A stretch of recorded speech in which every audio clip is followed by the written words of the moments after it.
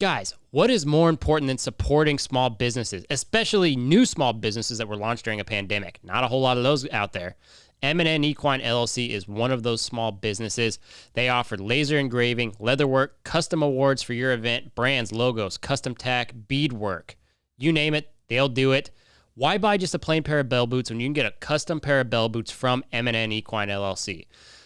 They're in the middle of launching a brand new website. Until that website comes out, check them out on Facebook. I know you're scrolling anyway.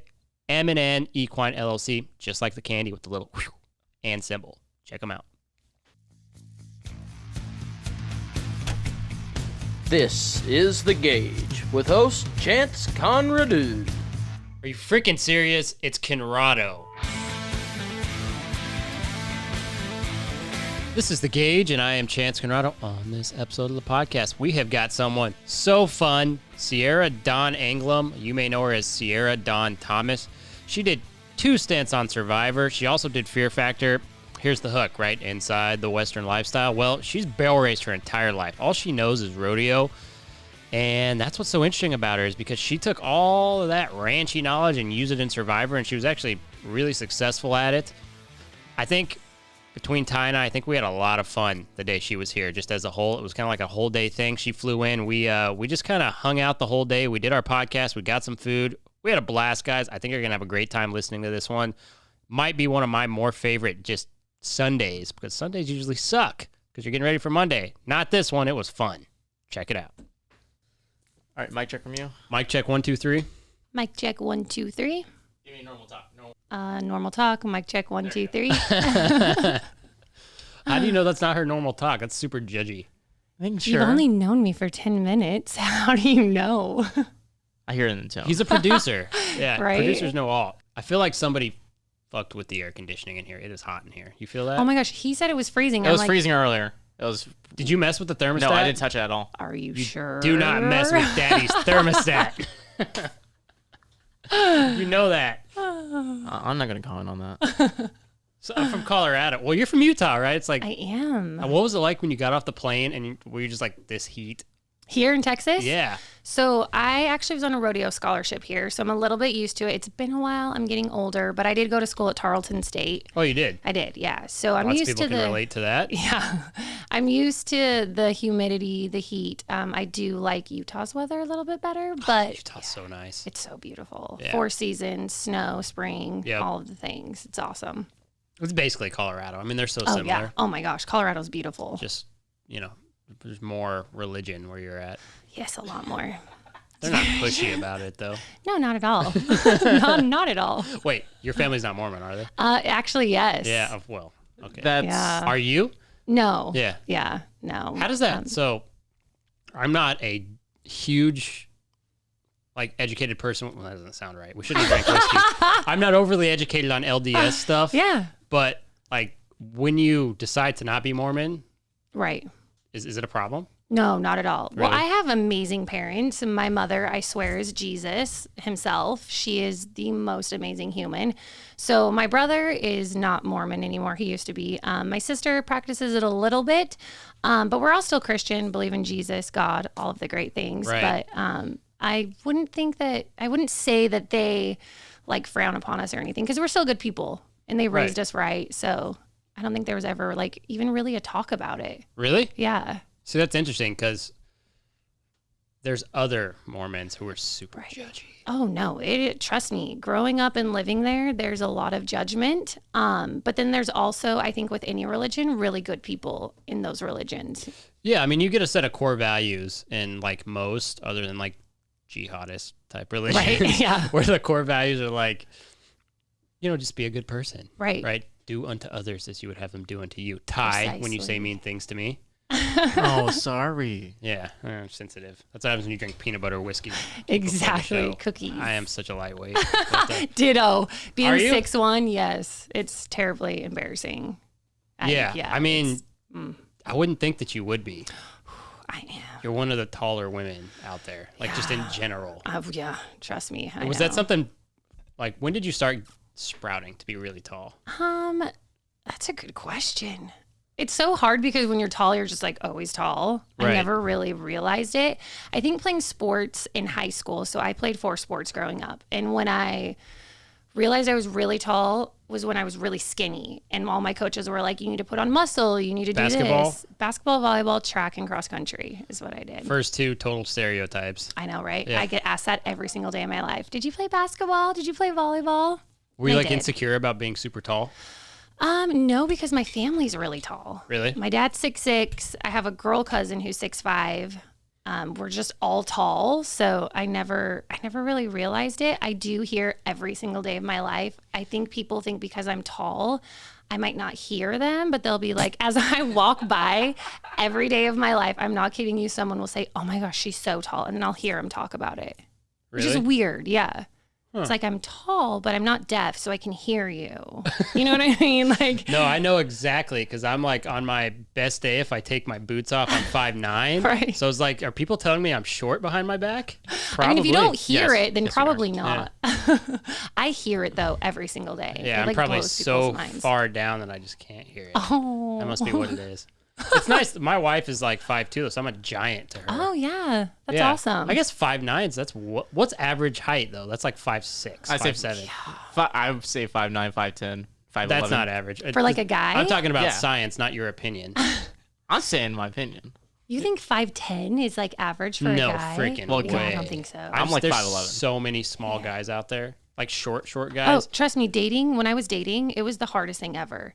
Not because I'm insecure to like date a smaller person, that doesn't bother me, but I never wanted to feel like, here, let me hold you, because I'm so big. You don't want to be Big Spoon? No, not all the time. Like, I want to feel protected. Uh-huh. So it was always like, when I was attracted to a shorter guy, I was like, oh man, but my hands are bigger. This is weird. Like, let me hold your hand.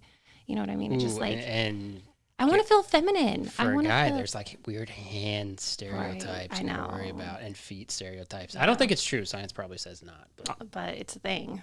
All right, the average male height in America is 5'9", oh, and the average Great. female height is Yeah, what's the female 5'3.5".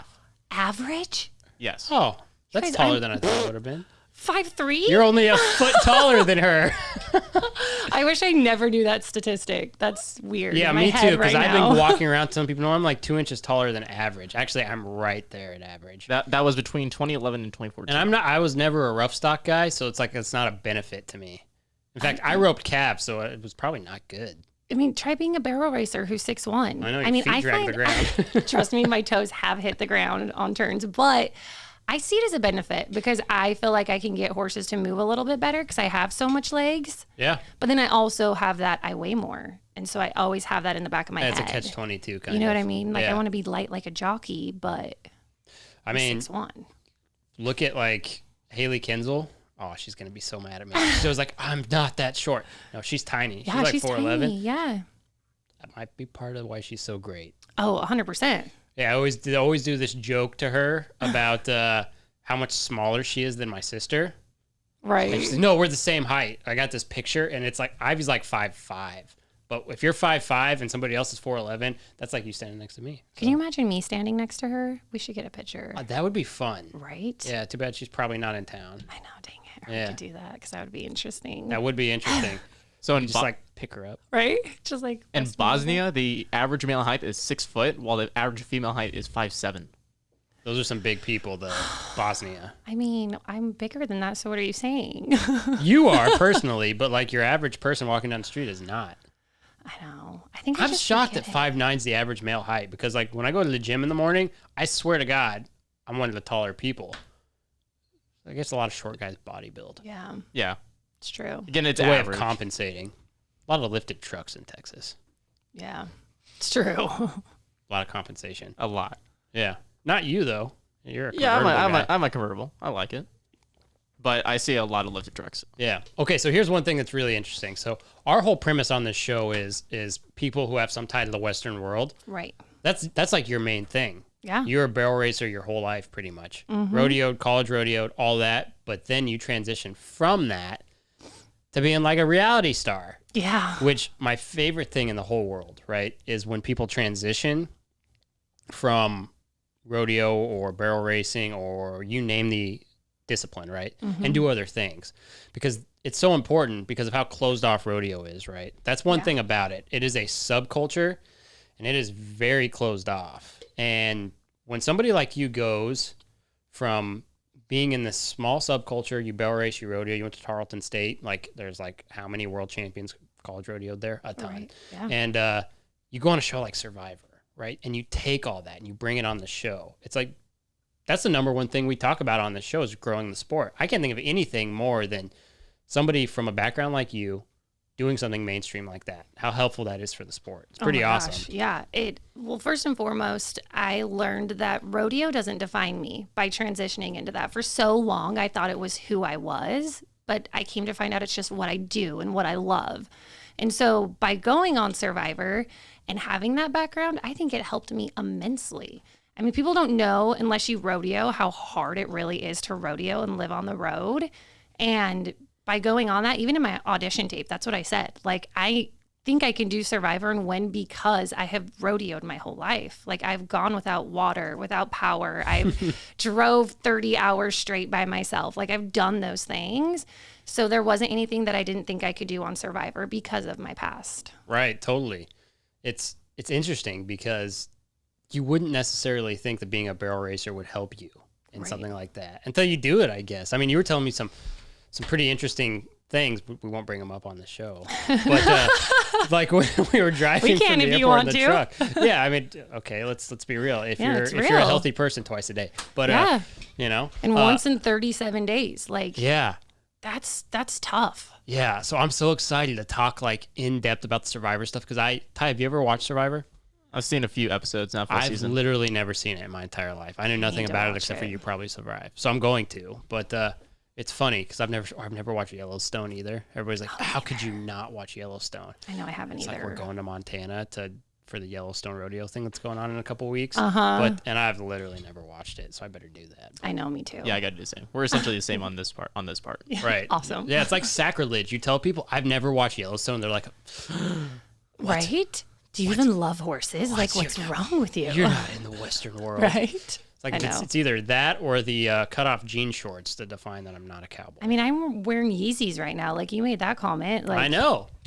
You never know, man. Like, Yeezy. I mean, you could call him Yeezy if you're a fan of his music, I guess, which I actually am. Even his gospel album. I really liked that. I've got the whole thing on my phone. I'm guilty. Yeah, I'm okay with it. But he bought a ranch in Jackson Hole. Oh, did he? Yeah. I didn't know that. Yeah, he did. Yeah, he like lives in Wyoming. I think he's even going to manufacture the shoes there, right? Well, why are you looking at me? I don't know. You're all. No, because you're so pop culture-y. You know I'm stuff. not that pop culture. I mean, compared to your average person, pretty good.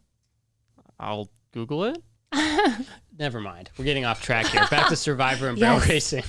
Anyway, you are wearing Yeezys, and I was like, oh, all right, she gets it. I mean, I was the cowgirl who pulled up to rodeos listening to like R&B and rap. So I still that's what everybody does. I mean, you closed have doors, to, right? Like, it gets you in the mood. I love country, but John Denver so much. Exactly. Or even George Strait. There's some banger George Straits, but you can't get hyped up on George Strait, in my opinion. When you hit that, like, I'm exhausted part on the road, you kind of got to switch it up with a different genre and, like, get you going, or else you're going to fall asleep. Well, now you're talking things that everybody understands who's rodeoed ever. Right. That's, like, the most common thing is sleep deprivation. Oh, man. Once you get past that, like, I'm exhausted, you hit that second wind and can go for a couple hours, but it's hard getting past that little gray area. Yeah, it is. So, were you born and raised in Utah? I was. Yeah. Born and raised. So your parents had horses. You were born on a... Yeah. So my dad races quarter horses. So I grew up on the track? Yeah. I grew up on the racetrack. Yep.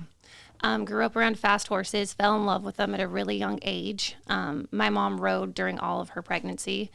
I was on horses before I could walk. And then I started competing at age 6. So it's all I know. Right. So did your mom barrel race? She did, but more just like club style. She never really was super competitive with it, but she did. Weekend warrior type thing, jackpots. Yeah. That's interesting because, like, being a kid on the racetrack sucks, kind of. Oh, yeah.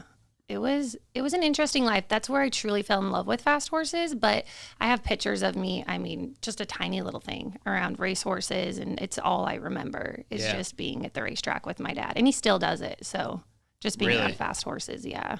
Yeah, I mean, we did that when we were kids too for a while. That's one thing that a lot of people do, right? They'll send their 2-year-olds to the track. Right. It's very common. Like, and if they do well on the track, then, their fraternity derby or on the track is 2-3, and then, 4-5 is for Oh, yeah. barrel racing, and that's a proving ground. Absolutely. My dad has always told me you can teach a horse a million things, but one thing you cannot teach him is speed. And so I've learned that from a really young age. Like, you have to be mounted on a fast horse, because I can go out and teach it how to do the barrels, how to move, all of those things. But if it doesn't have natural speed, I can't teach that in a horse. I can't make it faster. So I always grew up around super temperamental, not enjoyable horses because they were all just bred really, really hot. Right. Well, and it's so interesting, right? If you ride a lot of colts, especially colts off the track, right? The way that you work a horse on the track is very simple, especially for quarter horses. Straight line. Oh, yeah. And in the bit. And it's hard to transition them out of that. Oh, it's so hard. So it's interesting because it's changed a lot now, but when I was young, and I'm not that old, but even just a decade ago, we sent so many horses to the track, and it's funny because sometimes they wouldn't make there, but then they do really well in barrel racing. So it doesn't necessarily always translate over. No, you're absolutely right. My really good horse, he was great on the track, but my dad saw things in him where he would remember things, and he just seemed really intelligent. Right. And that's when he pulled him from the track and was like, this is going to make a barrel horse because he's a little bit different. Like, he remembers when I show him something. Like, we go back to do it again, and he's so smart. Right. And that's how I got my really good horse when I was 8 years old that I trained and like got to go on and do amazing things with. Was my dad had him on the track, and he was great, but he wasn't outstanding. He wasn't the fastest horse. Right. But then he just saw something else in him. Right. Yeah. I mean, it's interesting. It seems like it's changed a little bit, right? Like, you don't see as many people. Like, that used to be the thing. You always wanted to put your 2-year-olds on the track. That's how I remember it. Or at least maybe it was just my dad who was obsessed with doing that. But we always had to get our 2-year-olds on the track. And I just don't see as many people doing it anymore. I mean, what do you see now that your dad's always there? Yeah, it's tough because that's still all I see is my dad's like, we need to teach him how to run. Like, even if they don't have any outs, like, let's have a jockey take him to the track and teach him how to just naturally run. But then I also see all of these amazing, great horses that they're not race bred. They may have it down the line, but they just go straight to barrels. They were never on the track. So, I guess it just depends. I've always had horses off the racetrack, though. That's all I've ever had. Right. So it's interesting, right? Because you have a lot of experience taking a horse and teaching him how to bend and doing the things that you have to be able to do to get a horse around a barrel. I mean, it's challenging. It is. As somebody who's also done that, it's challenging. It's so tough because you have to take them from being in the bit to now being off the bit and listening to me. And I don't want them constantly hanging on me. Yep. So it's a lot of... what I find that's worked for me is just putting them in a round pen and letting them figure that out on themselves, like tying their heads and just making them trot and then releasing that pressure so they don't relate it necessarily to me, but they're like, oh, okay, if I release this pressure, I can still move forward. Right. So yeah, it's a little bit tough when they have been on the track just because they have, that 2-year-old year, they've learned to run into that bit. Right. And even just like manners, they don't really have manners when they come off the track. No, but you don't necessarily want them to, right? Because you're just wanting to get out and go. I mean, there's not really anything else to it. Right. And you're talking to the girl who lets her horses get away with a lot. A lot of people are like, Sierra, you let them get away with too much. But I've always allowed my horses to be a little bit pushy, to be a little bit temperamental, because I think it allows them to have that spirit when you're going hard on the road. I feel like it allows them to go longer. And so my horses, if you were to watch me, obviously they're broke, they're trained, but they are a little bit more on the muscle and maybe buck a little bit. And I don't get after them as hard because I love having spirit in my horses and allowing them to still be a horse in the midst of me wanting them to just be a barrel horse. I still let that live inside of them. Sure. Totally. I mean, it's important, right? Because you end up having a different kind of connection with them if you let them do that. Oh my gosh, they have so much personality. When you let it shine, it's mind-blowing how much personality they have. Let it what? Let it shine. Like, just let them be them. It's crazy. Let it shine? Yeah, I've just been around people who don't allow their horses to do anything wrong. Like, if they take one wrong step, they get disciplined for it. And I'm just so different. The mare I'm running now, she is so pushy and she'll have her bad days, but I I kind of let her get away with a little bit more than maybe I should. My shoer would probably tell you I let her get away with a little bit more than I should. Ooh, is your shoer the kind of guy who kicks your horse in the belly and you have to fight him? No, he's actually really great, but he's like, you treat these like dogs. Like, these are horses. Because I do. I allow him to have a little bit of personality. Sure. I mean, it's interesting, though. Like, you've got a lot of horses, right? It's the ones that have personality that you remember, right? Like, if you grow up from birth on a horse ranch, you go through several generations of horses pretty quick, or if your parents take outside horses in, it's the ones that have crazy personality that you remember, right? Absolutely. 'Cause there's so many. At least if your parents train horses, you ride so many horses, you see so many horses. Very few of them have like just that personality that sticks out and you never forget. Absolutely. Yeah, I can count on two hands probably ones that I've been able to ride and compete on that I'm like, man, I loved their personality. Like, they were just a cool horse to be around. Right. No, absolutely. Yeah, I mean, a lot of them are the amazing ones too. Oh, for sure. So, I mean, I know tons of WPR barrel racers who would tell you that their horses have just weird personalities, like some of the greatest ones. I love it. I love to hear the stories of just things that they do. And it is really exciting, right? Because that's like one of the reasons you do it, right? Like, you get this infatuation with horses, and it's almost like it's just in us, right? Like, I mean, if you look at history, people have always had horses and used them for various things, but it's just like, it's just in you to appreciate a horse for some reason. Oh, yeah. It's really a special bond. Oh, absolutely. I tell people all the time, I never grew out of that little girl who loves horses phase. Like, I still feel like I'm stuck in that. Like, I truly just love horses like a little girl does. Right. Yeah. I mean, anybody who's in it at any capacity has that in them. I mean, there may be people who only see it as, profiteering or something like that, but very few people really. I mean, most people just have a true passion for the animals, which it's just one of those special things. Humans have always had a bond with horses, and I just don't think it can be overstated enough how important that is, especially as things modernize more and more. Right. I think people too, like, our horses don't know what our goals are and what our dreams are. They just go out and give us everything that they can or that they have or that they're willing to give. And that's what I think is so amazing is, like, we're the ones who have the goals and these expectations, but then you just get this horse who does do all of that for you, and they don't know that's what you want. They're just, just trying to do it to please you. Right. These horses are amazing creatures. I mean, some of them literally, you feel like that's what they're doing. Like, if you see an amazing heel horse, right, and they hit the corner and they stop, I mean, it's like they want to do it, right? And that's one interesting thing when you see like the PETA people and all that. It's like, no, you don't get it. These horses want to do this. Oh my gosh, yeah, every day. Like, my if horses, you ride a truly great rope horse, right, or a truly great barrel horse, and you barely move, and they do the rest, it's like, no, you don't get it. Like, so magical. They want to do this. I mean, if you see the right horse do something, it's like they want this. It's a different mentality. You just can't explain it to people who don't understand. Yeah, it's really hard to explain to people who don't get it. But if you do know, it's like, it's truly, I just say it's like poetry. It's like magic when it happens because it's so effortless. It is, yeah, and it's very few of them, right? It's like people, right?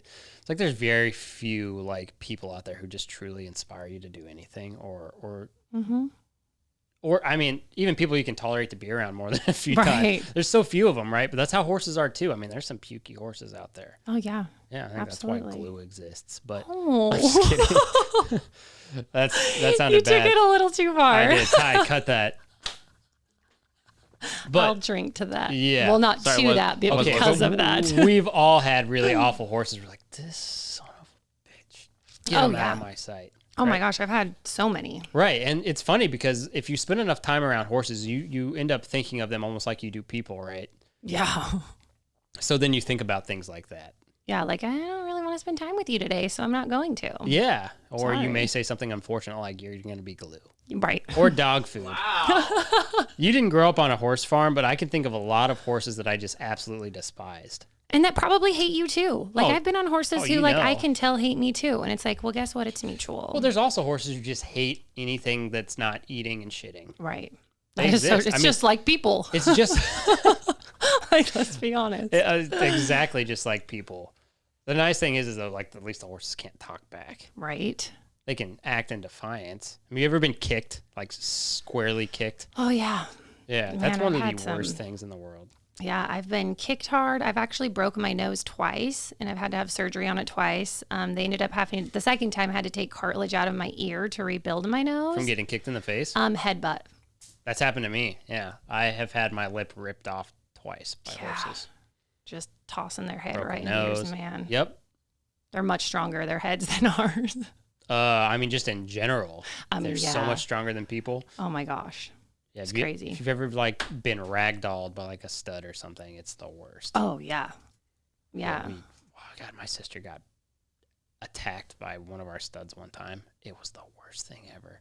So scary. There's like nothing you could do to stop it. No. Gouge his eyes out or something. But then you don't want to do that because if you've ever seen somebody get like attacked by a horse, you can't get them off. Oh, no. Like you have to That's be 1,200 creative. pounds. Like, what are you Oh, yeah, going to big do? stud. Exactly. There's nothing you can do. It's scary. It's almost like being on Survivor. It's like you're starving, but there's nothing you can do. Right? You just got to just deal Or at with least it. so I was told by someone who was on the show. Yeah, man, you just got to deal. Guys, it's not audio only. The Gauge is on YouTube. Every single episode's on YouTube. We got 4K cameras, the best stuff. Check it out on YouTube if you want to see faces. Bright, smiling faces. We don't just use this lighting for nothing. We video it. Subscribe to our YouTube channel. Hit the notification bell. Lots of people are watching the videos, but not a lot of people are subscribing. Please help me. Help us. Help the Gauge. Subscribe on YouTube. Okay. Where were we? We were just getting into the start of your stints on Survivor. Yeah. So it was funny because, like, you applied to be on the show, you were telling me. Yes.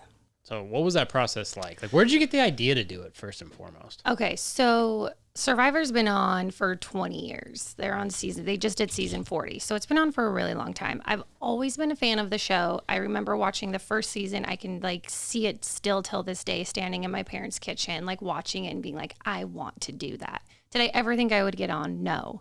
So years go by.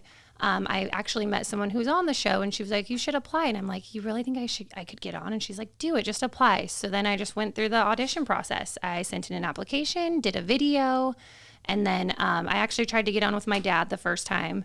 They called me back, told me to do another video. I did a second video. And then it was probably 6 months later and I had left to go start filming. So it happened really quickly. I know a lot of people have applied for 11, 12 years to get on the show. I mean, they really try. So for me, it was just perfect timing, it felt like, for me to be able to get on. And I was what they were looking for. So it just kind of all fell together. But it happened really quickly once I was like, okay, I'm actually going to try to do this. Right. So it's interesting. Like, did they tell you what it was about you specifically that appealed to them? I know you did like the white collar versus blue collar versus Right. What was the other one? No collar, yeah. Oh, that was your husband, right? Yeah, that was Yep. my husband. So what's crazy about Survivor is even when you get on the season, you don't know where you're going. You fly to the LAX airport, you still have no idea where you're filming. It's super secret until you obviously walk up to the gate and look, and I'm like, oh, I'm going to Nicaragua. I had no idea where I'm going. You have no idea what the name of the season's going to be. So I didn't know why they chose me exactly until I got out there and saw my first season that I was a part of the blue collar tribe, which I was like, okay, this is like who I am. Like, I'm a cowgirl. Like, this is why I'm on the blue collar tribe. Mm-hmm. But before that, I had no reason. I mean, I had no idea why they were going to pick me. Right.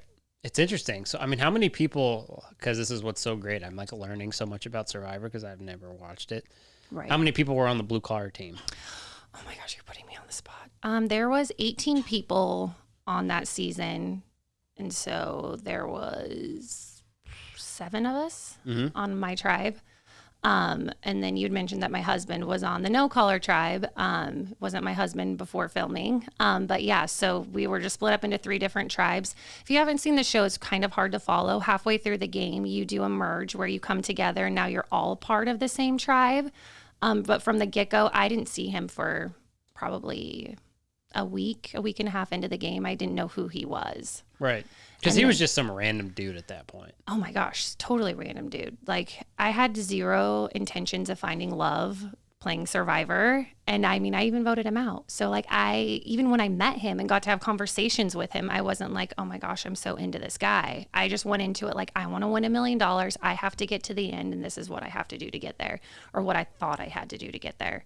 So I I wasn't looking at anybody like, oh, you're cute. Like none of that. I was so focused. Right, because you guys are so clean and ready to date. I know, right? Well, and what's really weird is on Survivor. So there has been times in the past where people do hook up, which is like very interesting for me because you don't have toilet paper or razors or a toothbrush or anything. And like you see people like cuddling and kissing and like doing things, and it's Seriously? oh yeah. Okay, so it just speaks like to the nature of humanity. They just can't keep their hands off each other, even if they're disgusting. I mean, I guess, but like I could barely be with myself in like the condition I was in, let alone thinking of being with somebody else. So they don't like let you shave. Oh no. It's like on TV. You're just like, so you just do your best not to pick up your arms. The leg hair and armpit hair that I was capable of growing on Survivor blew my mind. Like I had no idea I could How grow. mentally tough Like, was that to have to deal with, like being on TV with armpit hair? You know, there's like, it's weird. So you're filmed 24/7. A camera never leaves you. Right. At first, it was a little bit weird. You'd kind of walk far away to go to the bathroom. And then about a week in, you're just like, so guys, like, I'm just going to pop a squat right here so you can either watch me or not. So you kind of just get comfortable. You get comfortable around the cameras. You don't realize they're there. So I would say, like, I was just more enthralled that I was capable of, like, growing armpit hair like I was. I wasn't really nervous about America seeing it. I was just like, wow, like, this is interesting. I've never allowed It's weird this before. that this is what people look like not that long ago. right. Just hairy animals. Just hairy everywhere. Yeah, It's kind of weird. it's gross. It's weird to think about, especially when you spend all your time in modern society. Well, it's gross to think about girls. Like, okay, like guys, like they're just hairy. It's fine. Like guys are Yeah, just nothing known to- changes for them. Right, but for girls, it's like, oh, girl, I see your armpit hair. Like you're growing. Like it's just weird because you don't normally see girls. No. I mean, some like hippies and stuff, but Wow, I don't see a lot of those around here. oh yeah, your mind would be blown on Survivor. Yeah, I don't know if I could do Survivor. Never mind. I retract my application. I don't know if I could see that. Yeah, it's interesting. So, okay, so back to that. So you were on the blue collar team. Yes. What? So you were a rodeo person, right? Like, but what were the other people? Like farmers and stuff? Or what? Yeah, there was a directional driller who's actually from Dallas, and he actually won my season. He actually doesn't live too close. He's in North Richland Hills, but so he's like this area. Oh, I live in Keller. It's right next to North Richland Yeah. Hills. So he actually won that season. Directional driller. There was a mailman. There was a cop. There was a like hairstylist, just like your normal hardworking blue collar people. Yes. Okay. So what were people like when you're like, oh, the cowgirl's here? Like, people like, yeah, there's the cowgirl. Like, was it like a joke or? I don't think it's funny because we talked about it after filming. A lot of people didn't believe that's what I did. They thought I was lying because Why? a lot of people on Survivor lie about their occupation, their age, because they think it will help them win the game. Huh. So they thought I was an athlete. They're like, you're not a cowgirl. Like, why do you keep saying that's like what you do? And I'm like, no, like I'm a cowgirl. Like that's what I do when I'm Thought home. you were just trying to be trendy. Yeah, I don't know. But a lot of them after we were done filming were like, is that really what you do? And I'm like, yeah, that is what I do for a living. So it was hard for them to understand. But what was really crazy was when we were done filming, we all sat at a big table like this and we said, all right, let's go around the table and say what we lied about in the game, about like who we are. And everybody had something to say about their age, if they were married, their occupation. And it got to me and I was like, so I didn't lie about anything. I didn't know we were supposed to like lie about who we were, Right, just what for we did. political reasons, basically, right? Try to Yeah, win the show. exactly. So most everyone at the table had a lie about like who they were or what they did, but I didn't know we were supposed to. So I was like, so everything I said was true. So were most people like inflating themselves? Was that the lie or was it? I think it was deflating because you don't want to say that I am this accomplished person who still needs $1 million. A lot of people would say like, I need $1 million because of this. And so then they would kind of try to tug on your strings of just being a human being and be like, oh, wow, that person deserves to have $1 million. Right. So I think that's more of what it was, is that people would lie about either that they were married or single or had kids. I still don't really understand it because I obviously didn't do that. Mm-hmm. But yeah, a lot of people actually did lie. Which I was mean, interesting. the game's all political, I guess, like most of those money-based reality shows, right? And you're just Like worried about being backstabbed at every turn, probably, right? When I came home, I remember walking into my parents' house and they were talking and I was like, are you guys talking about me? Like, what are you talking about? And they're like, Sierra, we're not talking about you. It took a really long time for me to realize that like I was out of the game. There was a little bit of like PTSD as far as just being so anxious and wondering if people were talking about me, if they were plotting against me. Right. So there was a lot of that coming home just to like come back to be normal. Did you have like actual enemies like on the show where you're like, You know, I was really lucky. I didn't have like actual enemies. What's crazy about Survivor is you go in, you've been fed, and then the game starts and you start getting really hungry and you start seeing people's true colors start shining. About a weekend, you start really seeing who people are and when they're hangry, like how they handle it. I really checked myself. Trust me, I can get hangry when I'm hungry, but I checked myself in that game and I was like, you know what? I have to continue to be a caring person and like just try to make friends with these people because in the end, these people are going to essentially possibly vote for me to win. So I never really went off the handle. So I didn't really have truly any enemies both seasons that I played. really? Yeah. Interesting. Eventually, though, you were voted off your first season. Yeah. I lasted 37 of 39 days. So I almost made it to the end. I was 2 days short. Got voted out of my first season. The reason was I had been too friendly with the people who are now on the jury, and the people who are still in the game thought that I would possibly win. So I learned that my first season, dang, I was a little too nice. And that's the reason I got voted out, is because I was too nice and too friendly. So like when you were friends with everybody and you didn't pick a side. yeah, like I was just super friendly with everyone and they were like, she's got to go. If we're sitting in the end with Sierra, she could possibly win. So we have to get rid of her. Mm-hmm. So that was why I left my first season. My second season, I went into it and I was like, you know what? I've learned I can't be too friendly. And then at my second season, I'm a little embarrassed, but I kind of just went a little too hard. Started telling people what to do and that type of thing. And that got me out. So Really? I just needed to find like a little middle area. Okay, so between you those do two. need to do it one more time just to test your theory. Oh man, I know. I mean, I maybe would. It was so hard. Would they do a couples one where you and your husband could go on together? I mean, possibly.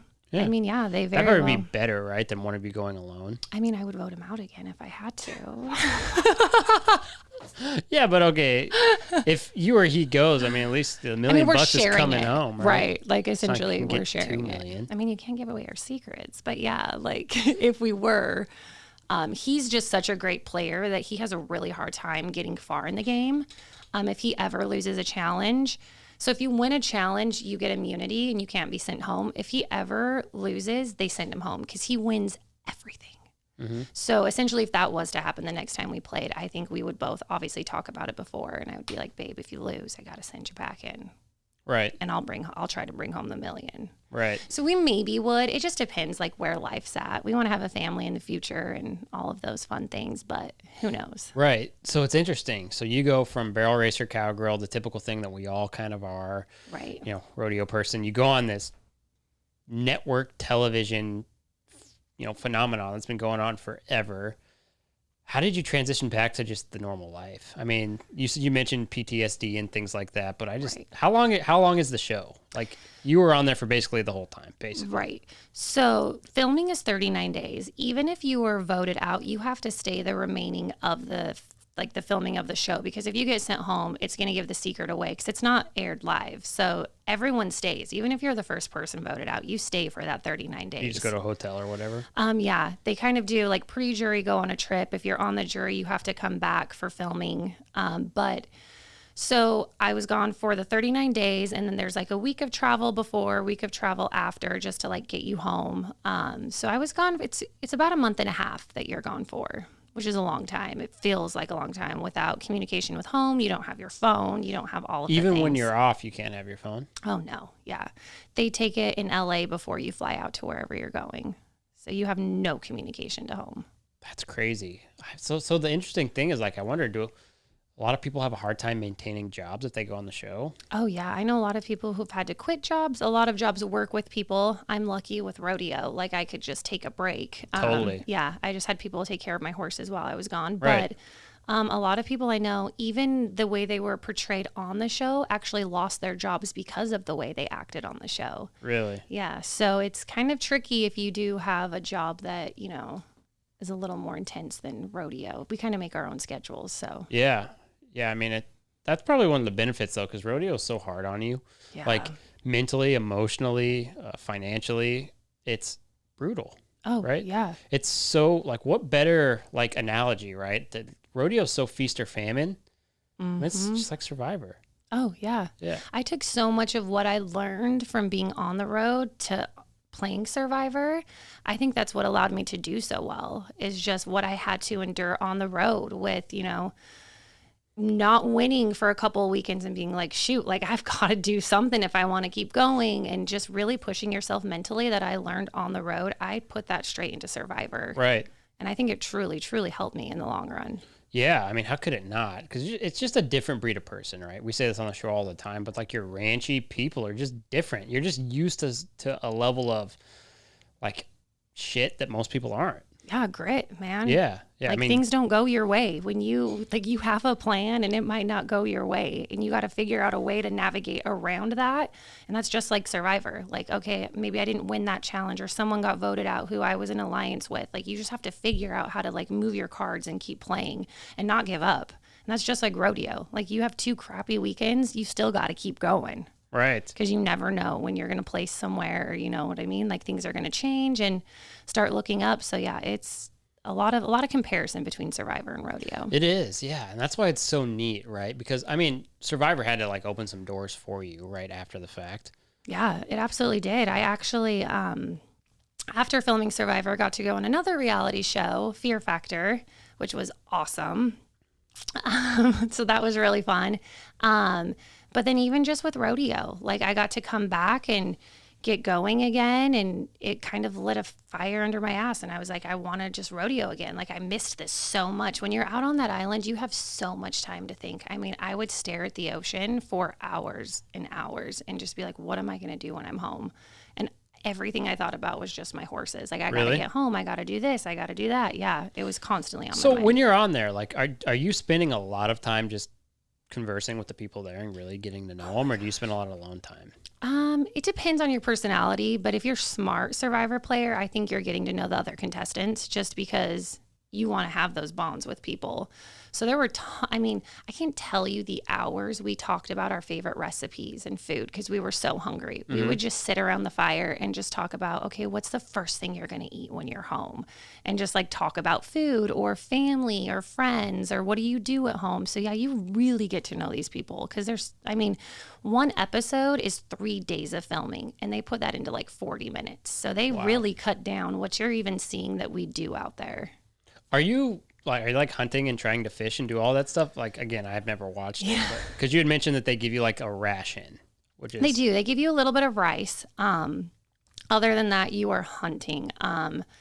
We were like crazy people. When anything would come into our little camp, we would all run towards it with a machete. If it was a snake, if it was a squirrel, I mean, a lizard, we would eat lizards that were like 3 inches long and like just like eat the meat off of like the tiny little bones because we were so hungry. Right. I would even crack open termite nests and eat them like a bear and honey, just like scoop it with my hands and eat them live because I was so hungry. What was the craziest thing that you ate on the show? Like, was there something that you couldn't eat mentally? There was a point where like coconuts were just like really not, like I would just look at them because we would try to eat as many coconuts as possible, but I would just look at it and be like, I don't even know if I can choke down this coconut. Like, I'm so over eating coconut every single day. I never really ate anything super gross. I mean, aside from just like snakes, lizards, termites, stuff like that. Anything that moved that we could catch, we would eat. How much weight did you lose? I lost 30 pounds both times I played. Wow. Yeah. So, like, if you know, how much prep time do you have to go? It just depends. Some people have a couple months. Some, for my second season, I had a week. So it was... So you had, like, no time to, like, try to... Like gain weight. Yeah. And that's what you want to do. Anybody who ever plays Survivor, gain weight before you go because at least you have a little reserve to like burn off of. Yeah, like who cares if you look fat on the show? Oh my gosh, who cares? You're going to lose it in a week. Like you'll be skinny before you know it. Yeah. Right. If I ever did it again, I would try to put on like 15 pounds. Really? And just eat anything in sight. Yeah.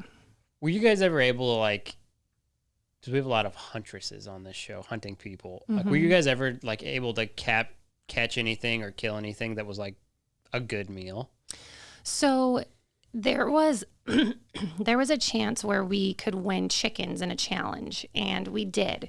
And I remember this so clear as day because like I grew up hunting, ranching, all of the things. I know how to kill a chicken. But the guy who was helping me catch this chicken was a professional football player. And he was the closest one to the chicken. And I just looked at him and I said, all right, when you grab it, just grab it by its neck and just swing it a couple times and it will break its neck and then we can eat this chicken. Well, he was terrified. He looked like a little boy. He was a grown man. He looked at me so scared. The chicken was in the tree.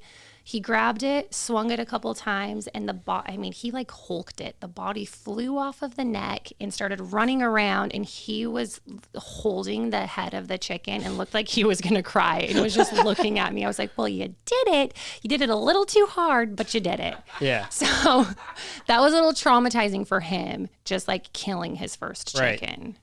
So, I mean, it's chicken with its head cut off. They actually do that. They quite literally run around. Yeah. Sometimes they run around for like 3 and 4 minutes. Yeah. It's freaky. It scared him. I think he's probably still scarred. Yeah. So were you like the person when you caught stuff, like you were able to show people how to like dress it and clean it and prepare absolutely. it? Were people just enamored with your skills? I think so. They never really said anything to me, but I was kind of in charge of stuff like that a couple times where I would kind of take over. There was a lot of people, though, who were on the show who did know a lot about that. Who did? Yeah, who did. I'd say it was probably 50-50. Half of them had no idea. And then the other half was like, okay, I know exactly what to do. So I would step in when need be. But I did help build the fire on both of my seasons with friction. So I take a lot of pride in that. I helped start a fire with friction both seasons. Really? Yeah, and not a lot of people know how to do that. It's kind of really tough. Where'd you learn how to do that? So I practiced before. I had a family friend who came over with bamboo and taught me how to do it with friction. And I practiced a lot. This is impossible almost. It takes hours. Yeah, you have to be patient. You can't get frustrated. But once you have fire's life in Survivor. You can boil the water. You can boil food that you catch. And it gets cold. So you want to have fire. So I would sit for hours trying to build fire. Really? Mm-hmm. So it's interesting, right? Because your now husband was on the show, but he was only on the one season with you, or was he on both? He was only on my first season with me. He went on to play 2 other seasons, but it wasn't with me. Right. So did he drop into your DMs? Like, how did it happen? Well, it's just like, hey, so I saw you full bear mode, all your hair, and I was okay with that. I think we'd be good together. So it's kind of funny how it started. I remember leaving the LA airport and I showed him how to use Snapchat. Like, he didn't even know what Snapchat was. Really? And mind you, this was like 5-6 years ago. So Snapchat was newer. Mm-hmm. Showed him how to use Snapchat. And then we randomly started Snapchatting each other. We became friends. What's really crazy is we both were dating other people, but we would still fly and see each other. Typical Snapchat thing. This is but there was nothing. Like, we never did anything when we were friends. And it was like 2-3 years of legit being just best friends and dating other people. And then finally What did the other people think about like the friendship? Gosh, they didn't problematic? believe it. Yeah, I remember the guy I was dating at the time was like, what about this Joe guy? Like, you say he's just your friend. I'm like, I promise, because he truly was at that moment. Mm-hmm. But he didn't believe it. The girl he was dating didn't believe that I was just his friend. And then, we were just like, man, I think I got some more feelings for you. And he was like, same. And we just... Oh, so you actually called it. Actually, I said that wrong. No, actually, he did. Oh. I know. That's better. The guy should. Yeah, he was the one. I think I had feelings first. Like, we would start like randomly kissing and we're like, okay, like, this is weird. We're just friends. And I would probably initiate the kissing. Wait. Was the kissing happening while boyfriend, girlfriend were a thing? You could be honest on this show. It's so far past. You could tell the truth. Maybe a little bit. Yeah. That stuff happens. I mean, yeah, maybe a little bit. But when we truly started dating, those other relationships had completely ended. Right. Yeah. I feel like you just put me on the spot. I so did. But, these are the things you wonder. Like, that's what's great about podcasts, right? Is like you're not, there's no regulations on what you can say. So if I have a thought, I'm probably going to say it. Throw it at me. I'll be honest. You were honest. You did say, look, I was 100% honest on Survivor. So if you lied on a podcast, what does that say? I know, right? That's such a step down. There's no politics here. No, I'll be honest. Thousands and thousands of people will hear this. But you've had millions of people watch you on TV. So you're not that is true. worried about viewership. No, I mean, I obviously still care what people think, but also I've learned from Survivor that people are going to say things about you, even if you are a good person. You know, it's crazy Right. the things you have to put up with social media. Social media is super toxic. I Oh mean, my that's gosh. been a trend on here just because of all of the social media influencers we've had on here lately. You know, people with hundreds of thousands, some of them millions of followers on the show. Imagine. And it's just, you have to just detach yourself from it. You it do. sounds You have like. to just So, say that they don't know me. That's Right. what I check myself with is like, this person doesn't know who I am. And just remind yourself that. Because Right. people can be mean, man, behind Oh my computer screens God. and phones. They're ruthless. I never say stuff to people that I heard people say to me. And It's go out crazy. of their way. Yeah. It's like no problem either. It's funny. I had a friend. It just happened. I shouldn't talk about this, but somebody had posted this thing about like a leopard getting killed, right, in Africa. And a lot of times when people post about that, they have no understanding of how conservation works in Africa, right? Right. It's like, okay, oh my God, this lady poached one of the largest leopards in the world, or one of the biggest lions, or how could they kill a zebra, or how could they kill a giraffe? It's like, no, you don't understand. The way they have it so dialed into a science down there, that's such mercy on those animals. You ever follow the Instagram page Nature is Brutal No. or Nature is Metal? No, but I'm Oh, going to as soon as we do it. are done with this. Okay, so you get to see what actually happens to like elderly animals on those pages. Like an old leopard probably can get ripped from head to tail apart by like hyenas or lions or something like that. They get brutal deaths. When they're an older animal, Oh, yeah. they can't feed themselves anymore. They can't defend themselves anymore. Like an old leopard, not going to be able to probably climb a tree very well. Like when somebody pays that like 50, 60 grand to go kill a leopard or a lion, they're handpicked, right? Like, okay, that one's old. It's starting to starve. It's getting kicked out of the pride. If it's the leopard, obviously, okay, we're seeing like he's not eating. Cool. Let's get that one, right? sure. And then all that money goes back to conservation to actually prevent poaching. So it's interesting. Most people who go and like social media warrior justice for all that stuff, it's like they don't even know what they're talking They're about. so uneducated. So uneducated. But you know, if a lady shoots a lion, it's funny because that's what Kendall Jones, she got Right. attacked for killing a lion. You don't get it. Like, if she wouldn't have shot that old male lion, it's gonna get probably either killed by a young lion or by hyenas or something. I mean, its death will suck. You got instant death. Oh, And yeah. then that money went and helped other lions and helped people in Africa. And it's just funny because they just don't know. Yeah, people are so uneducated, and They then are. they just say hurtful things. And, Yeah. yeah. Like, oh, how about we kill you instead of the lion? Like, whoa. wow, we just took it to another level. Right? It's scary. But so you probably saw some social media attacks. Yeah. I Like- mean, for things that I didn't even know were a thing with me. I mean, as far as just the way I look, the way I talk, some choices I made. I think people forget about Survivor that we are dehydrated and starving and sleep deprived. So the decisions we make might not be decisions that you think you would make. And yeah, when I sit home and rewatch my season, I'm like, why did I do that? Like, what was I Like thinking? what? What's like a prime example where you're like, ooh, bad mistake? So on my second season, I made a really big mistake that essentially made me get sent home. You get secret advantages throughout the game, and I found one. Well, it's so hard for people to keep that a secret when you find an advantage. For some reason, when you're out there, you just want to tell someone, I have this advantage. Like you think you have a friend and you want to share it with them, which everybody knows, don't tell anyone. Well, what did I do? I went and told someone. I was sitting on a bench with this girl, and what they didn't show is that we were there for probably an hour or two of her crying and telling me about her home and her kids and how she wants to have more kids. And I literally was holding her, and I just broke. I became human in that moment. And I was like, well, I want to tell you something I have so that can save the both of us. Well, then as soon as that conversation ended, she went and told someone else, and they used that against me. Oh no. Yeah. So for a moment, I broke and was like, this girl's crying. I'm holding her. I'm going to share this with her in hopes that like she feels comfortable, but I shouldn't have done that. So that's like a stupid decision I made. So like when you're on a show like that, you just can't trust anybody, right? Nobody. Yeah. Nobody. It feels like you can't even trust yourself. Like you start second guessing every thought, every reason, everything you're doing. It's crazy how your mind works when you don't have food. Even getting down to doing the puzzles and challenges that would be so simple and easy. You're watching it from home and you're like, obviously that's the answer. You just can't figure it out in your brain. I Right. mean, it's crazy what your head does when it's just malnourished. Right. It's so interesting. So when you went on Fear Factor, was it like a cakewalk doing all that nasty eating because of what you've already been through? It was, but it wasn't. So the only thing I'm really afraid of is I'm claustrophobic. And of course, the first thing I have to do, I'm in this tiny Super little, tall chick in a tiny box. in a tiny little coffin filled with snakes and scorpions and crabs and spiders. And I had to do this puzzle. Those creatures didn't scare me, but the fact that I was like so confined, I started panicking. So Fear Factor was hard, but at a different level because it was one day of filming. So I got to go home after and I got to eat before and during and all of those things.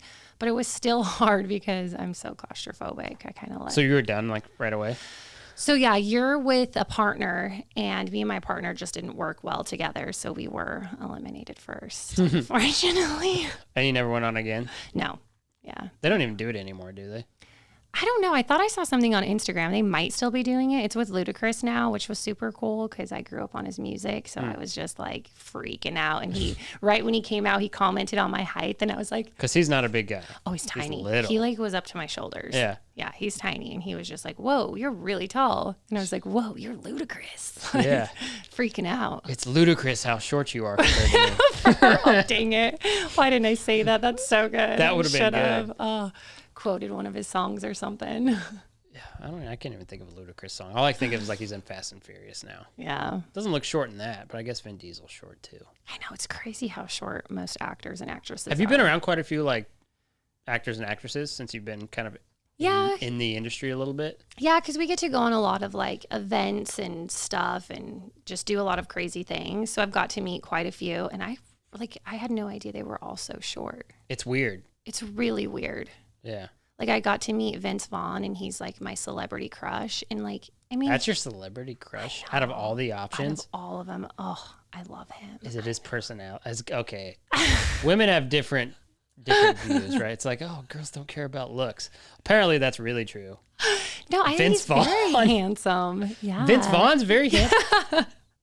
We're talking about like Vince Vaughn from like Wedding Crashers. Wedding Crashers and Yes. I know who Vince Vaughn is. Dodgeball. I'm just Yes, trying all to the like imagine things. anything about him besides his sarcasm. It might be deemed And maybe that's like attractive. what's overwhelming for me is just how funny he is. It just makes Your me- husband super funny? Oh my gosh, he's hysterical. Yeah. I laugh every day at him. But yeah, I got to meet him and I'm actually taller than him. Well, like, we're probably about the same height, but I always thought he would be like way taller than me, but he's not. I mean, what it's like all the analogies are like 6 foot is good height for a dude. I mean, you're 6'2", 6'1". 6'1". Yeah, my husband's 6'3". What happens when you wear heels? Oh, I'm like 6'6". Yeah, and I'll wear him. Like I'll wear him around my husband and rock Yeah. heels for sure. I'm really tall. I almost have to duck to go through door frames and Yeah, stuff. I think you duck to come in our door. Right? So, okay, Vince Vaughn's not short then. If he's 6'1", he's like Well, super tall. I don't know how tall is he? Is he like 6 foot? I feel like I was taller than him. I might have been in heels, but I feel like I was kind of looking down on him and I was a little shocked. Man, at that. 6'5". Oh, well, maybe I was in heels. Okay, so he's huge. I mean, that's not huge to me. 6'5", not I to mean, you. 6'1". He's tall to me. Yeah. He's tall to me. But then again, like it gives me solace knowing that like some of like the real handsome dudes in Hollywood are like 5'6", 5'7". Oh, yeah. 5'8". Most of them are. Makes me so happy knowing Zac Efron's just a little shorter than me. Is he really? Apparently. Yeah, Vince Vaughn is as tall as The Rock. See, I feel like The Rock should be like 7 feet tall. Like he's only 6 That's feet. Shaq, homie. True. I saw a picture of Shaq next to The Rock, and he's so much bigger. I don't think I could handle being 7 foot tall. Have you seen any pictures of, say, like Shaq next to Yao Ming? That's insanity. They make Shaq look small. I don't ever want to stand next to one of those giants. Give me an axe. I'll cut you down to size. Come to my level. But it's just funny because you just don't see big people like that very often. Like, Yeah. most people are small. Like if you just look at a big populace. Yeah, not my family. We're all. Nobody in my family's. I mean, like my sisters are like 5'5", which is not super short. No. Not for girls, but my That's dad's average. like 6'2". Like everybody, all the guys in my family are tall, except me. But I don't know. You just don't notice it, I guess. Yeah. Probably not as much as you because you're looking down on the world. Yeah, I'm breathing a whole different air up here. It's probably cleaner. It feels like it. It's probably cleaner air. Oh my gosh. Look at Kevin Hart. Here's an image of Kevin Hart, Shaq, and Yao Ming. Okay, how tall is Kevin Hart? He's like 5'2", right? He's 5'4". Oh, That would be so hard. I That can't would suck. imagine standing next to him. And then Yao Especially Ming. knowing like how famous and how hilarious he is. Like I would almost want to like bend at the knees just to have a conversation. Like, And then 7'6" Yao Ming over here. holy cow. It's crazy. If I were Kevin Hart, I would refuse to take that picture. I'd stand there so proud. If you were Kevin Hart, Yeah. It's Kevin Hart. That's Who a good cares point. how tall he is? it really doesn't matter. It's the social media stereotypes that get you. It's true. All that you need is to have personality, and you'll be just fine, man. Hence Vince All, Vaughn. all the all you roughies out there, it's a benefit that you're short. Why? It's easier to ride a bull. Oh, I and thought a you were going to say bucking it was horse. like something for the ladies. But yeah, no, obviously it's Probably not. All right, No, how tall- probably not for the ladies. How tall do you think Danny DeVito is? Probably 4'7". no. Is he that little? He's 4'10". What? He's a tiny guy. Wow, I didn't know he was that short. Yeah, you can fit in your handbag that you brought. That was a big bag. For real, I could just hold him in my hands. It's like a little puppy. Really funny though. Oh yeah, he's great.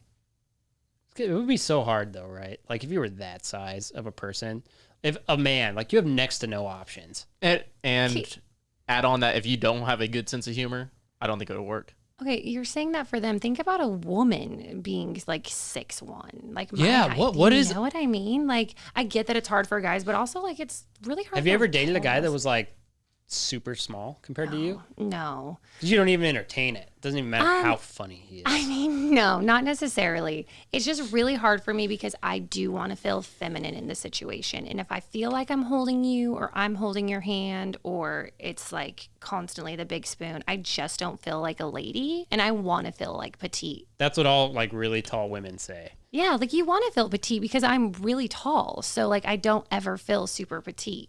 But when Yeah. I'm with a taller guy, I do feel that way. So Right. yeah. So it's- I mean, it's really for you, it has to be like a minimum of 6'3". yeah, for sure. Yeah, because even that, like, more or less the same size. Mm-hmm. Unless it's like super, super jacked, which I looked at your Instagram. Your husband's not super jacked. He's like Survivor built. Yeah. Yeah, it's, I mean, I think the shortest I dated was like 5'11", Yeah. but that was still a little bit weird for me. Yeah. It's funny, though, because like when you're like, even when you're 5'9", it's just like most women are shorter than you, and you just don't think about it until you pick somebody up who's a giant from the airport, and you're like, I'm like, just look for the tall girl in black. Is that helpful? it's funny because you were standing next to Jess Lockwood, who's like 5'3". And I'm like, hey. Yeah, literally. She was standing right next to Jess Lockwood. She didn't know, but I mean, she was literally like creating a shadow for him to stay next to. Too. Oh my gosh. He's a little guy. Most bull riders are. Oh, that's so She didn't even funny. know she was standing next to No, him. I was just texting you, waiting Yep. for you. I know. I was like, hey, by the way, you're standing next to Jess Lockwood. He didn't know he was standing next to you, though. Yeah, thank you. It should be the other way. It should. If you would have grown out your body hair, it would have been more noticeable. Right. That's the girl from Survivor. I I recognize her. recognize those pits. Exactly. She's been on. She doesn't mind, right? Though, because she's like so comfortable with that side of her now, right? Like it yeah. doesn't even bother you. No, not at all. What about your husband? Is he ever like, No. Sierra, I know, right? Can you go shave? Sierra, you know that I can go get you a razor, Right? right? We're still not on Survivor. You don't have to keep doing this. Yeah, no. I realize that quarantine has been like Survivor for you, but shave your freaking armpits, dude. What's funny is he doesn't point out when I'm like hairy, but he'll point out when I shave. He'll be like, "Ooh, you shaved today." Like it's this like random thing that I do that surprises him. So it's actually the opposite. He's like terribly shocked. When That's I get- marriage right there. That is marriage. Yeah, because if you're a unfortunately. dude and like your wife's freshly shaven, it's like a beacon. Right? It's like, kinda run to it. oh, It's like, okay, I've got yes, 48 right? hours Exactly. here to not brush up against you. It's so funny. It's so true. It is, but that's what happens. Like, how long have you been married? It's going to be a year in November. Oh, so it's fresh. It's fresh, but we're so comfortable because of Survivor that there's like nothing that we like hide from each other. We live in a little farmhouse right now, and he's probably going to kill me for this story, but every single time I take a bath, he comes in to take a poop. Every single time. Like, just to mess with you? No, it just like hits him and he's like, babe, I'm sorry. Like, I gotta take a poop. And I'm like literally with Epsom salts and candles. And I'm like, every time. I'm not kidding you. It is 99.99% of the time because we only have one bathroom. Yeah. So, yeah, we've passed the whole like keeping things a secret. I think it was just because of Survivor. Yeah, but if you get in a serious relationship, that secret stuff lasts not that long. I mean, I don't know how people do it. Yeah, I mean, it's funny. Anytime I talk to any girl I ever dated, but my wife mostly, like, just like, we spent a weekend together and I would not shit one time. With her? That's what she would say. Yeah, Oh. she's like, I wouldn't. It was like, I was like, well, that makes sense. It only lasted like a couple months. Yeah. Oh my gosh, no. You have to. Yeah, or at least be very private. Yeah, we don't have privacy in our house. Yeah, we do. Well, okay, I'm super private about that stuff. Are you? I am so private about it. It's just Oh like, my gosh. Hello. Oh, yep, business. You know, it's like I pretend like I'm doing other things. It makes me super uncomfortable. What? Really? Yeah, bodily functions are gross for some reason. What? Oh my gosh. And I've shoveled yeah. horse shit my whole life. That's so funny. That's why I think him and I are a little bit weird because like there is zero. Yeah. Like when I say zero, you'd be like, you guys are disgusting. It's weird. Yeah, we're really comfortable with each other. That's probably why you'll last. Yeah, probably. It'll change though. Like when you have a baby, things will get weirder. I don't know if they can. They can. Bring it on. When you're, never mind. Oh my God, when you have a baby and things happen when you watch, things change. Right. You see things that you can't unsee. Oh, and I'm going to be so open and honest with him. Like, it's probably going to freak him out. I mean, if it's traditional, then he'll be right there, like Yeah, holding one there's- of the stirrups. Probably. And he'll have a first class view for all of Yep. that. Probably. That's just how it goes. So I found out you're the second tallest female contestant on Survivor. Ooh, look at that. Who Who's was taller? Crystal Cox at 6'3". Oh, yeah. Who is that? She's like a basketball She player? was earlier. What season was she on? Looking at it, she's a former Olympic athlete, and she was on. I don't know. It's not telling me. So, Ty, if I asked you to do me a favor, would you do it kindly? Get your new drink. Please? Fine. We're having a good time here, Ty. Thank you. By the way, I was really surprised that you opted out of the Florida trip. I have classes starting next week. They're online, dude. I have one in-person class I have to go to. Oh, okay. Well, Yeah, sorry. How's that even chop, a chop thing on the anymore? ranch water, sir. question. What are you expecting me to do? Not sure. Did you like high school, Ty? Meh. It was meh. Did you? High school was tough for me. Because you were tall? No, I was a tomboy, and I hung out with most of the guys. All of the cheerleaders hung out together. Was it a and big school, medium-sized school? 5A was huge. Oh, I think we had. I went to a huge school, too. I went to 5A. Yeah, so did I. I think we had over 1,000 in our graduating class. Like it was huge. Most rodeo people don't go to big schools like that. I was the only person who who high school rodeoed in my high school. So were we. Me and my sisters were the only people who rodeoed. Yeah. We didn't even tell people we rodeoed, though. I won the high school nationals, and when I won, I came back and like nobody knew anything. Like they did a small little like congratulating like thing in one of the like showcases, but like they're like, rodeo what? Like you did what? I'm like, yeah. Yeah. So, I mean, my sister Paige put rodeo on her letter jacket. Oh, that's so cool. But I did too on mine. Me and my other sister Oh, you didn't. didn't? My sister Ivy was like the highest level of volleyball player there was. I think I did know that. Yeah, club volleyball. Like she probably, like if she wouldn't have done a 180 and rodeoed, I mean, she had like 30 D1 offers. Oh, that's so cool. She like said fuck it and started rodeoing. It was crazy. Does she still play volleyball at all, like for fun, or? I mean, she lives in Nowata, Oklahoma, population 17, so probably So not. maybe the whole town could get together and play a game. Yeah, Like, maybe. And it's it's probably, that small. I mean, it's probably not quite that small, but it's pretty small. Yeah, Nowata, Oklahoma. How do you spell it? Nowata. How old is she now? 25. Is she? All right, so the population is 3,700. Oh, that's like my high school. Yeah, but yeah, That's I tiny. mean, that's such a small city. And there's like nothing there. And that was from 2010. Why is she so. there? That's where her husband lives. Is that where he's from? Yeah. Well, I mean, he's not from there. He's from Missouri, but that's where their like their ranches. ranching outfit is. I mean, the people he works for, Dixon Flower Rope Horses, are out of Nowata. So for whatever reason, that's where they are. I mean, it's just outside of Tulsa. Is that, do you say Ivy or Paige lives there? Ivy. Paige Ivy? lives in Stephenville area. So and that's where she just built that big pretty house, right? Is that there? Yeah. I've been watching her Instagram of like them building it. It's so pretty. It's so amazing. You couldn't build a house like that around here, though. Oh, it's huge. They built it for like nothing there. It costs nothing to build a house in Nowata, Oklahoma, apparently. When it's in the middle of nowhere, it's going to cost less. So much less, though. Like, yes. I can't even believe it. When they told me how much it cost them to build that pretty house. I mean, it's huge. Like, I mean, it's like 2,800 square foot. Is like, It's like a 2,800 square. It's a decent sized house, and it's beautiful, and it's up on the hill. It's like, oh, good for her. Yeah, but I won't say what they paid to build that house. But when I found out, it's like you couldn't even build a freaking garage for that size here. It's crazy for that money here. I mean, the area where I live, if like I was telling you about it, if you wanted a ranch, like it's gonna cost you like $3 million to have like 5 to 10 ridiculous. acres. It's like impossible. Yeah, so you can get the heck out of the city area. For sure. I don't feel like anywhere is really cheap anymore. We're trying to buy a place right now, and it's not unless you go super, super rural in places where people really don't want to live. Right. And like, I want to be near my family and like raise my kids around my family and all of that. So it's like, how are we going to afford it? Are you guys close to like a metropolitan area?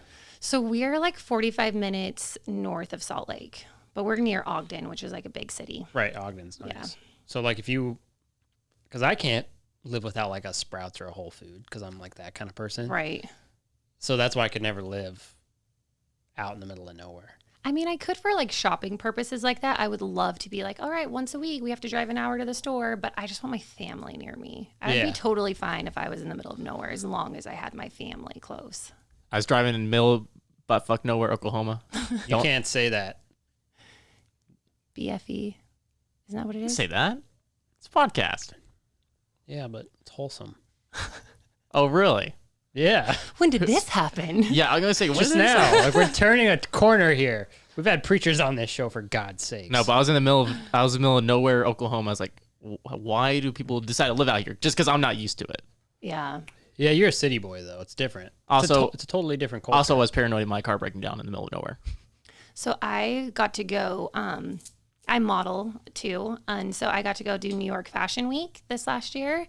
And New York City, I was like, didn't know what to do with myself. I could never live in a city. It was so overwhelming just trying to get around. I literally almost got hit by a car because I was texting and walked and like almost got hit by a taxi. Really? I could never live in a city. Really? Yeah, I do not like New York. Yeah, it was an amazing experience to be able to do that. I don't that. like Dallas. Yeah, big cities are tough for me. Even Salt Lake. Like, I could never live in downtown Salt Lake. Really? Mm-mm. Does Salt Lake have a good downtown scene, though? Like you go enjoy yourself for a night? Yeah, there's like a lot of fun bars and restaurants. I feel like we have a lot of homeless people there in the summertime for sure. Like, there's some parks you need to just be a little careful of. As far as just like drug use, like I still feel like there's not a lot of crime, but still some. But it's pretty clean for the most part. See, I'm from Colorado. We've got Denver. Used to be amazing. Now it is a shithole. I always wanted to live in Denver for some reason. Man, I love Colorado, but it's a shithole now. Is it? To me, it is. Like, if you go down, like, the 16th Street area, down by, like, the river, it's just tent, shit. Really? Pile of shit, Like, tent, literally. pile of shit, tent. Stop. No, literally. This is not a joke. You have to watch out for human shit. Like, bombs. You ever live in an everywhere. apartment?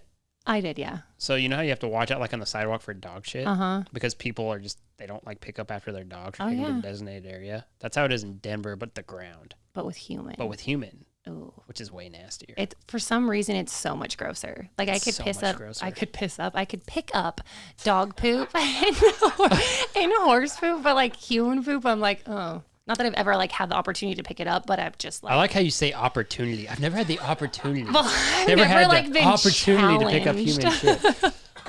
to have to do so. But if I did, I feel like I'd be freaked out. Like, couldn't do it. What about a baby? Have you ever changed a diaper? I have, yeah, a lot. It's different. So Yeah, that is different. What about during Survivor, though? Oh, good question. So, I didn't go a lot, but I do know people who did. They taught us before filming that the most sanitary way is to go in the ocean. So we would call it aqua dumping. and you would just be like, I'm going to go aqua dump. And then you just watch someone bobbing in the ocean and just be like, they're just taking a poop right now. Like, it's cool. And you just watch them and they're just bobbing out in the ocean, and then they'd walk up, and yeah, that's what you do. Sounds peaceful. I never did that. I don't think I could. Like, that would be weird. Like, what are you swimming? Are you standing? Are you squatting? Like, how are you? I mean, just really think about it. Did you ever think twice about going swimming after that?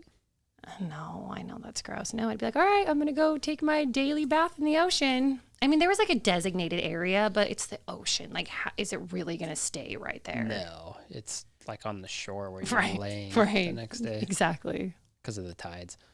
It would probably be nice. Like, that would be a nice morning routine. It's like, I'm going to go take a shit in the ocean. Right? Just going to go aqua dump real quick. Come find me out here. Aqua dump. I would be scared like it would attract a shark. There was tons of black tip sharks. They're not dangerous, but like you could count 10. You never were like, I'm going to eat one of you sons of bitches. We tried. Yeah, we tried, but could never get them. No. Too fast or what? Yeah, and they gave us a spear for like fishing, but they were really hard to use. Really, they felt cheap. There were some people who knew how to spearfish. Wait, like a spearfish gun? No, it was essentially just a stick with like a little bungee cord and then a spear on the end, and you just let it go. I mean, so essentially a gun, but not like a nice one. It was literally just looked like a baby pitchfork, like if you were to look at it. Like were you ever PVC able to piping. catch a fish with it? Not me personally, but people were. But keep in mind, you're feeding 20 people with one fish, so you get a morsel little sample. They give you like goggles and stuff? You can win them like in challenges, like a scuba kit, like if that was a reward for a I challenge. feel like that would be a game changer. Oh, for sure. Being able to see under, because otherwise there's like no way you're going to be able to use that spear if you can't see underwater. You can't open your eyes in salt water. Yeah, people are crazy what they can do. We did on one of my seasons get goggles, and I would go snorkeling. Like I would just go out by myself. But then also you don't want to leave camp because people talk about you. So it's this like weird space of wanting to enjoy where you are. My first season was in Nicaragua. My second one was in Fiji. And you're like, I want to go like enjoy. Which one was better? Nicaragua. As far as just like climate and weather and food, a tsunami had came through Fiji before we filmed. There was nothing to eat at all. Really? And it was cold. It was winter months there. So I froze. Really? Yeah. Huh. You think they would, to make the show more interesting, like people like the death. They like to see you kill stuff on those shows. I know. You would think they would pick the prime times to do that so you had the best chance of thriving. They don't show a lot of stuff that happens. It's always mind-blowing to come back and watch your season air because you film and then it doesn't air for 6 to 8 months. So you're home. You can't tell people you were on the show. You're under contract. So people are like, where were you for a month and a half? Why are you so tan and skinny? And you can't tell anyone. And then it starts airing and you watch and it's not necessarily your memory of what happened. I learned after my first season to really journal once I got home of what I remembered happening in my experiences because the edit doesn't always show everything. I mean, it shows a tiny, tiny bit. So I would come home and journal and just try to remember my memory because it wasn't necessarily what the edit showed. They just can't show a lot. Yeah. I mean, they're very limited probably. Did it ever get like all Lord of the Flies? Like, what do you mean? Just like. Were you ever like scared? Not like. No, there was one time that I like almost drowned that I was scared. I had just won a challenge and it was a Snickers challenge. So we got to have like the Snicker bar and all of this candy. Ooh. And it was funny. Like they even aired this, but I ate the most out of like all of the guys and everyone. I just like, and that went was to the one Pound shit Town. you actually got to take. Right. Well, then they're like, all right, you have to swim back to the boat. It's past all of these waves in the ocean, but the boat's out there because there's no like docks where the boat can come up. And I remember looking at production and saying, I'm telling you, I don't think I can make it. And they're like, well, just try. And I tried, and the waves just tumbled me, and my swimming suit was off. I was naked. Someone pulled me on the boat. Like, my bottoms were on my heels. The top was, like, wrapped around my head. And I literally almost died because my stomach was so full of Snickers. Like, literally, that's not a joke. I was so full of chocolate. Yeah, but I mean, gosh, that chocolate would sustain you for like a week. I mean, yeah, but then it Did you also puke? with the Snickers, yeah, just because of sugar. Yeah, because I hadn't ate in forever, and then I just like ate all I could eat. Yeah. So when you got done with the show, did you like Where did you go to like binge? So my first meal on my first season, so these are the most random things. Why I chose that I wanted this to be my first thing was my first season was a grilled cheese sandwich. And it Just was one? amazing. Oh no, I had like 4. But I did throw up after eating those. I was going to say, you never have just one grilled cheese. I know. I love grilled cheese. It depends on what your goals are. Yeah. And then my second one was a hot dog, which is so weird. Like I could have like a steak, fish, anything you want. And I chose a grilled cheese and a hot dog. Kind of makes sense, though. I just was craving that because I eat those like every day of my life. You eat hot dogs and grilled cheese every day of your life? That's not model food. Your mind would be blown. I literally eat a grilled cheese or a quesadilla every single day of my life. Really? Every single Does your husband eat that too? Mm-hmm. I mean, he'll like put other stuff in his, but I just like cheese every single day. Really? I had a quesadilla bar at my wedding because I love quesadillas so much. I did. Quesadillas are good. Yeah, it was like a build your own bar quesadilla. Like you could put anything you want on it. Meats, cheese, all types of things. I just got so excited I hit my microphone. Well, okay. So I guess when we get done here, we're going to go have Tex-Mex and you'll get a quesadilla. Can we please? Oh, I mean, absolutely. It's so on. Yep, I'm starving. I haven't eaten today. Perfect. How you need fed? Yeah, I need fed. Okay, Let's go get some quesadillas. You can come with. We're going to go. Okay, so that's, I mean, now I'm really hungry. It's probably a good time to end. Social media. So we've probably been going for over 2 hours, right? Have we really? Nearly. Oh my gosh, that went by so fast. That was so fun. Isn't it crazy how fast it goes? That literally felt like 30 minutes. You can literally say right now on air, the gauge is the most fun you've ever had on a microphone. The gauge is the most fun I've ever had in my entire life. Ever? Ever. Wow. And she was on Survivor. Precisely. Cut. Where can they find you on social media? Instagram is Sierra_Dawn_. And then Facebook, I really don't use it, but it's Sierra Dawn Thomas Anglim. All right, Chance, gonna say something to wrap this up? What? The I tribe had is 3. smoking. You had 3. Is that what it's called, the tribe? It says, like, if you get voted out of the game, Jeff Probst, the host, will snuff your torch. So he'll say the tribe is spoken, and he'll kill your torch. Exactly. Cue the Survivor music. The tribe is Get spoken. out of here, Sierra. Go back to your horses and your cheese. Right? By the way, go see a doctor so you can take a shit. I know, man. It's not okay. This has been The Gauge, hosted by me, Chance Conrado, produced and edited by our guy, Ty Yeager. Shout out to the executive producers, Dustin Pointer and Cody Denton. Marketing and content by Cassie Emerson.